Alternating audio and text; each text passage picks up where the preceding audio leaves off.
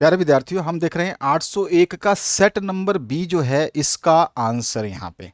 ठीक है, इससे पहले आपके अन्य सेट को करवा दिया गया। आप जिसके पास दूसरा सेट है वो दूसरे वीडियो को देख सकते हैं।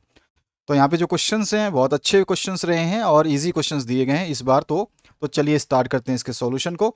और आज अंतिम दिन है, जो आप जितने भी पीडीएफ आपको प्राप्त करने थे वो कर सकते हैं आज के दिन के अंदर अंदर, यानी रात्रि 10 बजे के बाद से जो है आपको पीडीएफ नहीं दिए जाएंगे, ये आपको ध्यान रखना है। तो ये पीडीएफ जो भी आपको प्राप्त करने हैं, जितने वीडियो आपने देखे हैं जिसमें आंसर्स हमने बताए हैं 802 के, 803 के, 804, 805, 806, 807, 809 और फिर आपके 810, 11 जो भी है इसमें शामिल है, वो सारे के सारे विषय के आप पीडीएफ प्राप्त कर सकते हैं एक साथ में। तो आगे बढ़ते हैं हम अपने इसके सॉल्यूशन की तरफ। ध्यान रखिए, सॉल्यूशन देखते हैं हम। और जो है आपको 70 में से मात्र 40% अंक चाहिए था, तो 40% अगर आप 70 का निकालते हैं तो ये हो जाता है आपका 28 नंबर। ठीक है, 28 नंबर आपको इस पेपर को पास करने के लिए चाहिए।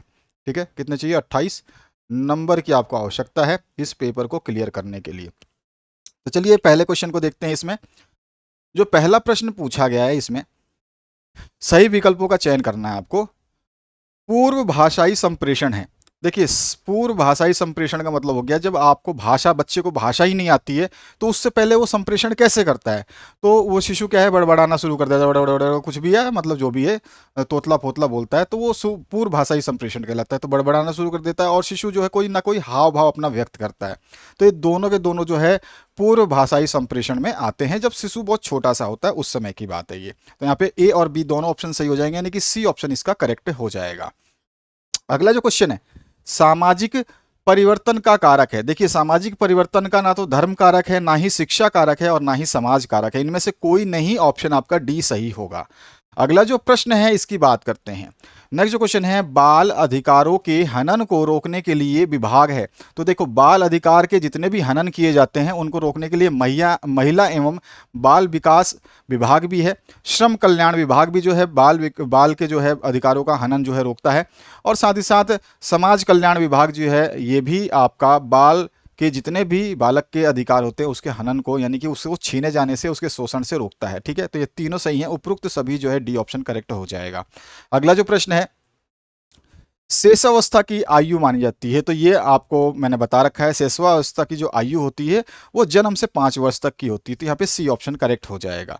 पैरों से संबंधित गायात्मक विकास जो है, यानी कि जो पैर से संबंधित कौन सी क्रिया करता है बालक, तो देखो पैरों से तो दौड़ता भी है, पैरों से कूदता भी है और सीढ़ी भी चढ़ता है। यानी उपरोक्त सभी जो है ये सारे के सारे गायात्मक विकासों में सम्मिलित हैं, पैरों से संबंधित गायात्मक विकास में ये सम्मिलित हैं।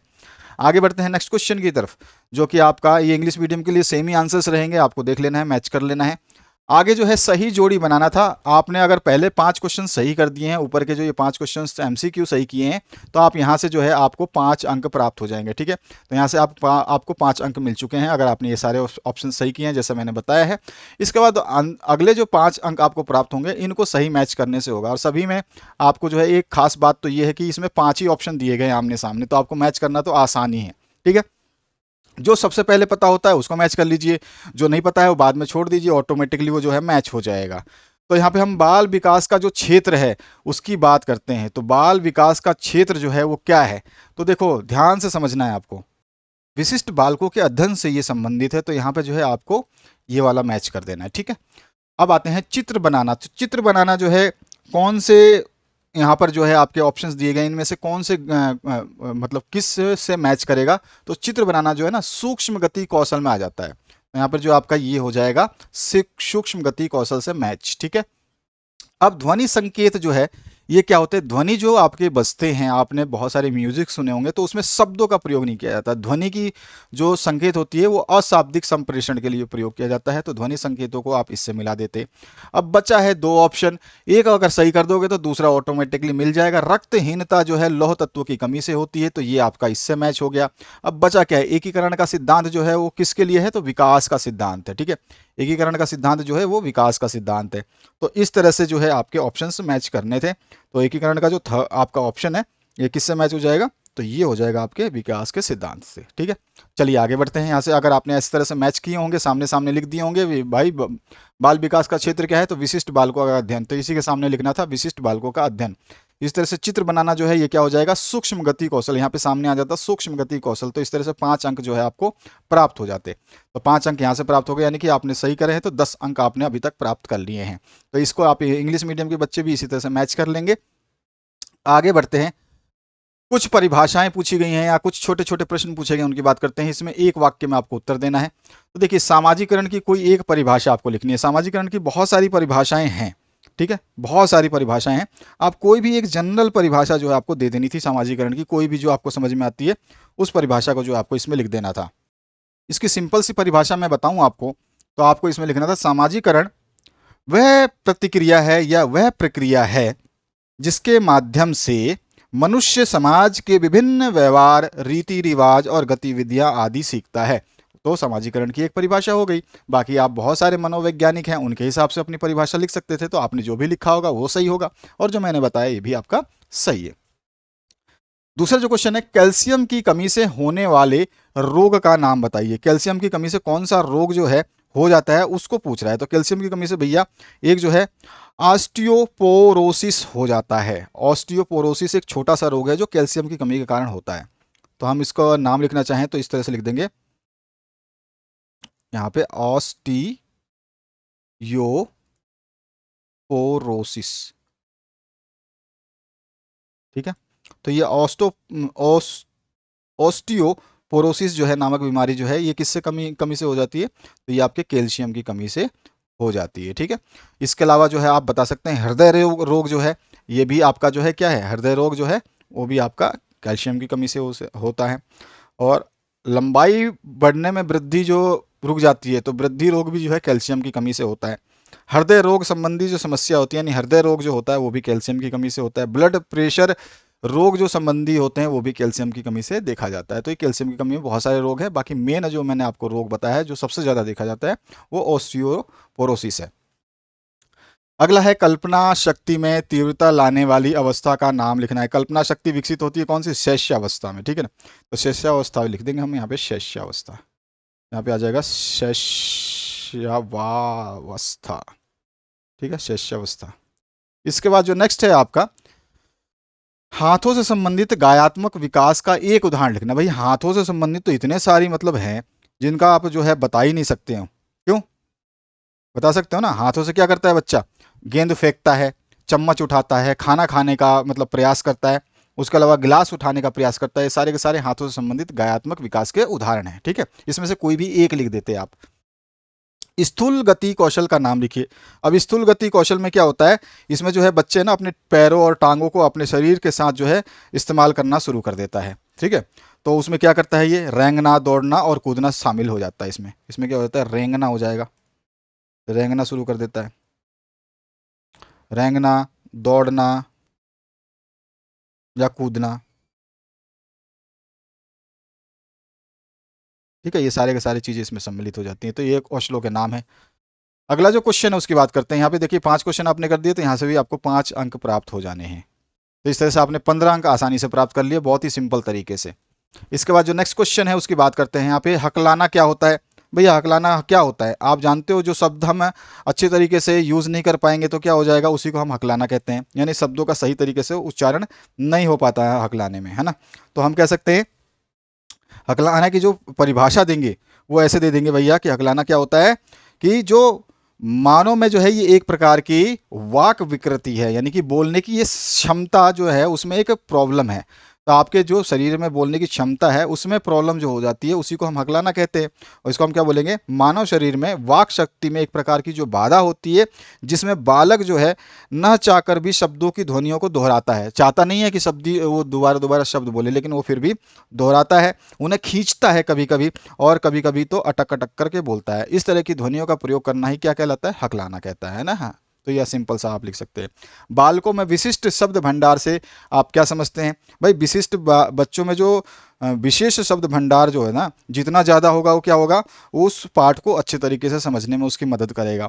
और हम जानते हैं जितना ज़्यादा वो शब्द भंडार से जो है मेल खाता हुआ चैप्टर को पढ़ेगा और शब्द भंडारों को पहले से पढ़ लेगा, तो उसको क्या हो जाएगी, उसको जो है वो पाठ अच्छे तरीके से याद हो जाएगा। शब्द भंडार जो है ये आपको हर पाठ के पीछे कठिन शब्दों के साथ साथ जो उसकी सूची के रूप में जो है अर्थ समझाने के लिए दिया जाता है। तो ये सारे के सारे विशिष्ट शब्द भंडार जो है वो होते हैं बालकों में। अगला जो प्रश्न है उसकी बात करें तो शिक्षा में स्पर्धा के लाभ लिखिए। शिक्षा में स्पर्धा अगर करते हैं यानी कि कंपटीशन करते हैं शिक्षा में, तो क्या हमारे को लाभ होगा, बस ये पूछा है आपसे। तो बहुत सारे लाभ है। अगर शिक्षा में स्पर्धा करेंगे तो हमारे ज्ञान में वृद्धि होगी, ठीक है। उसके अलावा जो है समुचित विकास जो है हमारा होगा। और क्या करेंगे, हम मनोवैज्ञानिक संतुष्टि भी हमें प्राप्त होगी। उसके अलावा जो है हम क्या करेंगे, वस्तुओं की उपयोगिता का ज्ञान भी अर्जित कर पाएंगे हैं। और व्यक्ति जो है वो क्या करेगा, आविष्कार अनुसंधान में जो है भाग लेने का प्रयास करेगा। तो ये इस स्पर्धा के ये बहुत सारे फायदे हैं। इसमें आपको 2-3 लिखने थे। तो आप उत्साह का जो है संचार होता है ये भी बता सकते हैं। इसमें अंत क्रियाएं जो है गतिशील हो जाती हैं, ये भी इसके सारे के सारे क्या है, लाभ है। बाल शोषण से आप क्या समझते हैं? तो बाल शोषण का मतलब क्या है, तो बच्चों को मानसिक या शारीरिक रूप से प्रताड़ित करना जो है बाल शोषण कहलाता है। उनको कम समय में यानी कम उम्र में जो है काम करवाना, उनको दंड देना, उनको मारना पीटना, ये सब जो आज चीज़ आती है बाल शोषण में आती है, ठीक है। तो ये सारे के सारे आंसर्स हो गए। अब इसके बाद आता है आपका अगला, इसमें बौद्धिक रूप से भिन्न बालकों के प्रकार जो है 2-3 आप बौद्धिक रूप से भिन्न बालकों के प्रकार लिख सकते हो। जिसमें आपका पहला प्रकार अगर मैं बताऊं तो आपका जो हो जाएगा क्या, विशिष्ट बालक हो जाएगा भाई। जिनकी बुद्धि ज़्यादा होगी क्या हो जाएंगे, वो प्रतिभावान बालक जो है उसमें आ जाते हैं बौद्धिक रूप से भिन्न बालकों में। और जो है सृजनात्मक बालक जो है ये भी आ जाते हैं आपके। और उसके अलावा जो है क्या, देखो प्रतिभावान जो बालक होते हैं उनकी बुद्धि लब्धि 120 से अधिक मानी जाती है। और जो सृजनात्मक बालक होते हैं ये भी आपके जो है बहुत अच्छे बालक होते हैं, माने जाते हैं। और इनकी निर्णय क्षमता जो है सृजनात्मक बालकों की अच्छी होती है। और मानसिक जो मंद बालक हैं उनकी बुद्धि लब्धि जो है 70 से कम होती है। तो ये सारे के सारे इस प्रकार के प्रकार है जो आपको लिख देते, 2 नंबर आपको आसानी से मिल जाता। सूक्ष्म गति कौशल से क्या समझते हैं? अभी अभी मैंने बात करी थी आपको सूक्ष्म गति कौशल क्या होता है। तो सूक्ष्म गति कौशल में मतलब क्या आ जाएगा आपका तो सूक्ष्म गति कौशल में हम 2-3 चीजें लिख सकते हैं। देखो पहला तो हम बता सकते हैं, देखो सूक्ष्म गति कौशल में क्या हो जाएगा, इसमें आ जाएगा आपका जो बच्चे हैं वो क्या करने लगते हैं, सूक्ष्म गति कौशल में क्या करने लग जाते हैं। तो हमारा आंसर बिल्कुल सही आपने समझ लिया। तो यही हमें लिखना था, बालक जो है वो क्या कर लेता है, वो बहुत सारी जो है आपकी अपने कलाइयों को, हाथों को, उंगलियों को और पैरों को, होठों को जो है और जीभ को जो है क्या करता है, छोटी छोटी गति प्रदान करता है, ठीक है ना। छोटी छोटी गति प्रदान करता है, उसी को हम सूक्ष्म गति कौशल बोलते हैं। अगला जो है बालक के सामाजिकरण में खेलों की भूमिका क्या है भाई। बालक के सामाजिकरण में तो खेलों की बहुत सारी महत्वपूर्ण भूमिका है। 3 नंबर से तो आप बहुत कुछ लिख सकते हैं भाई। खेल जो है शारीरिक साथ साथ में आपका मानसिक बुद्धि का स्तर तो बढ़ाता ही है, और जो है सामाजिकरण में ये इस तरह से सहायता करता है कि बालक जो है वो अपनेपन के भावों को जो है वहाँ पर देख पाता है, दूसरों के साथ सहयोग प्राप्त करता है, दूसरों को सहयोग देता है। ये सारे सारे भूमिकाएं हैं। इस तरह से बहुत सारी भूमिकाएं हैं जो बालक के सामाजिकरण में खेलों की भूमिकाओं के रूप में आप लिख सकते थे। स्वस्थ स्पर्धाओं के संदर्भ में शिक्षक की भूमिका क्या होती है, किशोरापराध की विशेषता क्या है, हम ये डिस्कस पहले ही कर चुके हैं। इसके बाद जो है वैश्वीकरण के लाभ क्या होते हैं, ये बहुत सिंपल सा क्वेश्चन है, हर बार तो वैश्वीकरण का एक क्वेश्चन आता ही है। बालक के शारीरिक गायत्मक विकास में खेलों की क्या भूमिका होती है भाई। तो शारीरिक गायत्मक विकास में वो मानसिक स्तर पे तो करेगा ही करेगा विकसित, साथ ही साथ खेल क्या करेगा, आपको आपके जो है जितने भी कौशल है उनको विकसित करने का प्रयास करेगा। गायत्मक विकास का मतलब क्या हो गया, सारे कौशलों को विकसित करने की भूमिका निभाएगा, ठीक है। ये सारी चीज़ें आपके सारे अंगों को जो है मानसिक वृद्धि आपका जो प्रदान करेगा, उचित जो है आपका मार्गदर्शन करेगा। साथ ही साथ जो है आप कैसा करोगे, आप अपने आप को जो है हर क्षेत्र में उत्कृष्ट बना पाओगे। सारी सारी चीज़ें इसमें आप डाल सकते थे। इसमें नेक्स्ट जो है इसमें स्थूल गति कौशल की विशेषताएं क्या है। हमने सूक्ष्म गति स्थूल गति की बात पहले ही कर रखी है। स्थूल गति में क्या होता है, बच्चा जो है वो दौड़ना, भागना और जो है पैरों वाला जो है ज़्यादा चीज़ें स्थूल गति में क्या करता है, स्थूल गति में जो है दौड़ना, रेंगना, कूदना, ये सारी चीज़ें इसमें सम्मिलित हो जाती हैं, जो अभी अभी मैंने आपको बताया था। और जो है इसकी विशेषता क्या है कि 6 से 12 महीने के आयु में जो है शिशु के अंदर जो है रेंगने का, खड़े होने का और चलने का जो है एक विकास उत्पन्न होता है। इसमें ये विशेषता हम लिख सकते हैं। हाँ, और जो है ये इसमें जो कौशल होते हैं ना, ये छोटे कार्यों के लिए होते हैं। इसकी विशेषता क्या होती है, छोटे कार्य, सूक्ष्म क्रियात्मक कौशल जो है छोटे कार्य हैं। और जो है ये गतिविधि में क्या बच्चा जो है सब कुछ अपने पैरों को, टांगों को हिलाना शरीर के साथ साथ जो है प्रारंभ कर देता है। तो ये सारी विशेषताएं लिख सकते थे इसमें। सामाजिकरण की विशेषताएं क्या है, इसके अलावा जो है दुर्खिम का सामाजिकरण सिद्धांत क्या है, ये थोड़ा सा क्वेश्चन आपको अलग से दे दिया है। उसके अलावा सारे क्वेश्चंस तो नॉर्मल हैं। छात्र वार्तालाप के प्रमुख जो है तत्व कौन से हो सकते हैं, उसको वर्णन करना है। संयोग के कार्य क्या होता है, संयोग के प्रकार बता दिए थे, ठीक है ना। हमने संवेग की डेफिनेशन ले ली थी, तो इसके कार्य भी आप आसानी से बता सकते हैं। संवेग पढ़ लिया होगा आपने, लास्ट वीडियो जो हमने वन शॉट वीडियो दिया था उसमें सब कुछ बताया था। बाल श्रमिक बनने से रोकने के उपायों का वर्णन कीजिए, ये भी हमने उसमें क्वेश्चन में डिस्कस किया था। वैश्वीकरण की आवश्यकता तो बहुत सारी है, जितनी आप बताओ उतनी कम है। समावेशी शिक्षा की प्रविधियों यानी कि विधियों का जो है नाम आपको लिख करके वर्णन कर देना था, क्योंकि ये क्वेश्चंस बड़े हैं। विशिष्ट बालकों की विशेषताएं हमेशा पूछता है, और मैंने आपको लास्ट वीडियो में बताया था कि विशिष्ट बालकों की विशेषताएं कैसे कैसे आएंगी, वन शॉर्ट रिवीजन में आपको बताया था। शारीरिक गायात्मक विकास को प्रभावित करने वाले कारक कौन कौन से हो सकते हैं, उसको जो है आपको क्या करना है, वर्णन कर देना है। 4 अंक मिल जाता है आपको। बालक के शारीरिक गायात्मक विकास में शिक्षक की भूमिका, वातावरण में शिक्षक की भूमिका, बालक के शारीरिक उसमें वातावरण में प्रभावित करने वाले, समाज को सामाजिक को प्रभावित करने वाले बहुत सारे जो आपकी क्रियाएं हैं, जिनको ये क्वेश्चन घुमाता ही घुमाता है। तो इस तरह के क्वेश्चन हमने कर लिए थे। रूढ़िवादिता की विशेषताओं का वर्णन कीजिए। रूढ़िवाद जो होता है ना, उसमें स्टीरियोटाइपिंग बोलते हैं जिसको हम, जो रूढ़िवाद में तो पुरानी परंपराओं को जो मानते हैं उसके बारे में पूछ लिया। सामाजिकरण में सांस्कृतिक भिन्नताओं को जो है समझाना है आपको। इसके अलावा जो है स्वाभाविक अवलोकन में आवश्यक बातें समझाइए। चिकित्सात्मक सिद्धांतों की विशेषताओं का वर्णन कीजिए। और जो है आपका लास्ट जो क्वेश्चन रहेगा, बालकों के सामाजिक विकास में परिवार की, वातावरण की, या स्कूल की या शिक्षक की भूमिका हमेशा पूछता है, तो हमने ये सारे क्वेश्चंस डिस्कस किए थे। और दंड का प्रयोजन और सिद्धांत का वर्णन आपको कर देना था। तो इस तरह से 20 क्वेश्चन पूछे गए थे, जिसमें सभी में आपको ऑप्शंस दिए गए थे। तो जितना अच्छे तरीके से आप याद करते उतना ही बेहतर आपका एग्जाम होता। मेरे हिसाब से आपका एग्जाम बेहतरीन गया होगा, क्योंकि क्वेश्चन पेपर इतना हार्ड नहीं बनाया गया। बहुत ही जनरल क्वेश्चंस पूछे गए, जो आपने आराम आराम से पढ़ के याद कर लिए होंगे। आशा करता हूँ इस वीडियो के माध्यम से आपने कुछ ना कुछ बेहतरीन सीखा होगा, अपने रिजल्ट को मिला लिया होगा कि आपने कितने जो है एमसीक्यू और छोटे प्रश्नों के उत्तर कैसे किए हैं।